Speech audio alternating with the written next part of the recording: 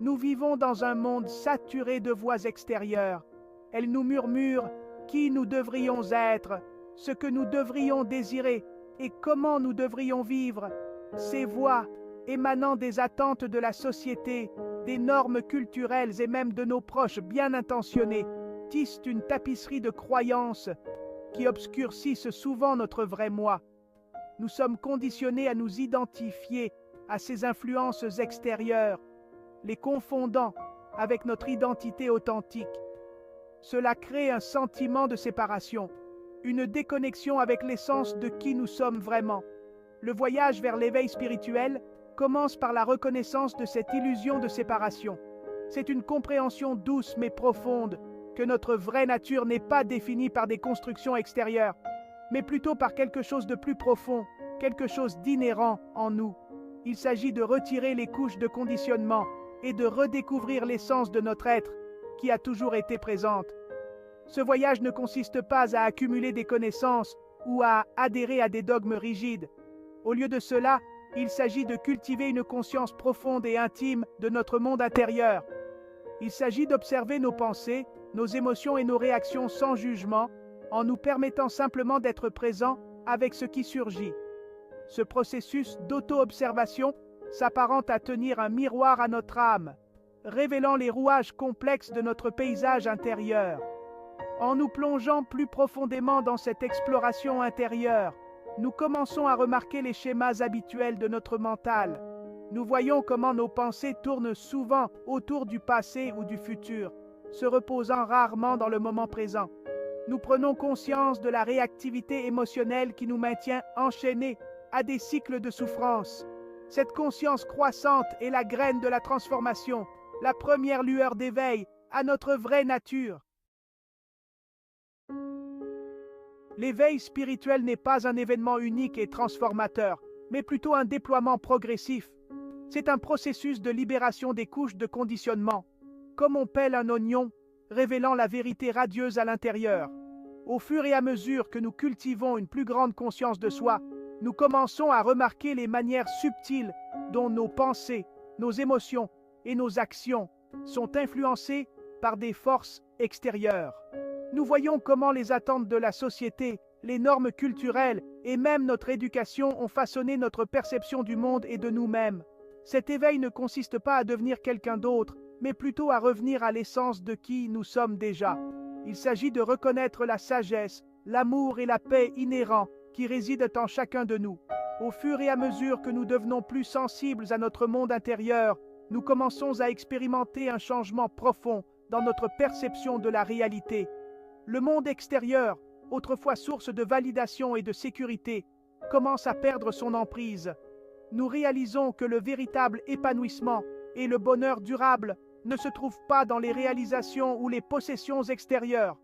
Au lieu de cela, nous commençons à cultiver un profond sentiment de paix et de contentement de l'intérieur. Cette transformation intérieure n'est pas une retraite du monde, mais plutôt une entrée dans notre pouvoir authentique. Au fur et à mesure que nous nous éveillons à notre vraie nature, nous commençons naturellement à remettre en question les croyances et les suppositions collectives que nous avons inconsciemment adoptées. Nous réalisons que beaucoup de ces croyances ne nous servent plus et peuvent même limiter notre potentiel. Ce questionnement n'est pas motivé par la rébellion, mais plutôt par un profond désir d'aligner nos vies sur notre nouvelle vérité intérieure. L'ego, ce sentiment de soi construit à partir de pensées, de croyances et d'expériences, joue un rôle important dans notre résistance à l'éveil. Il se nourrit de l'identification aux formes extérieures, recherchant la validation et la sécurité du monde extérieur.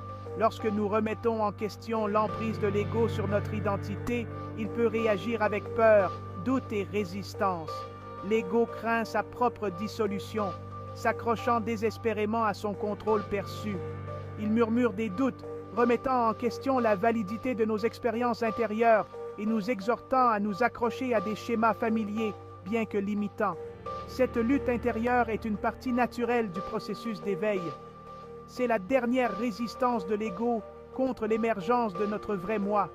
Reconnaître les tactiques de l'ego est essentiel pour naviguer dans cette étape de l'éveil.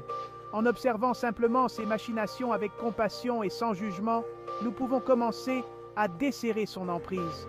Nous apprenons à faire la différence entre la voix de la peur de l'ego et les murmures discrets de notre intuition. Ce discernement nous permet de faire des choix alignés avec notre moi authentique plutôt que d'être guidés par des peurs inconscientes. N'oubliez pas que l'ego n'est pas notre ennemi. C'est simplement une partie de nous qui doit être comprise et intégrée. En reconnaissant sa présence et en répondant à ses peurs avec amour et compassion, nous pouvons créer un espace pour que notre vraie nature émerge. Imaginez un instant que notre vie quotidienne s'apparente à un rêve collectif. Nous naissons dans un monde saturé de croyances, de valeurs et d'attentes que nous absorbons inconsciemment. Ces croyances partagées créent une réalité apparemment solide, un rêve collectif que nous prenons pour la seule vérité. Ce rêve collectif, tout en procurant un sentiment de structure et d'appartenance, peut aussi être limitatif. Il peut étouffer notre créativité, ternir nos sens et nous empêcher de vivre pleinement la richesse de la vie. L'éveil spirituel consiste à remettre en question les hypothèses de ce rêve collectif. Il s'agit de reconnaître qu'il y a plus dans la vie que ce que nous avons été conditionnés à croire. Il s'agit de se réveiller des limites du mental collectif et d'entrer dans les possibilités illimitées de notre vraie nature. Ce questionnement ne consiste pas à rejeter la société ou à se rebeller contre les normes. Il s'agit d'aborder la vie avec un sentiment de curiosité et d'ouverture, en explorant au-delà des limites de nos croyances conditionnées. Il s'agit de reconnaître que nos parcours individuels sont uniques et que nos chemins peuvent diverger des sentiers battus du collectif.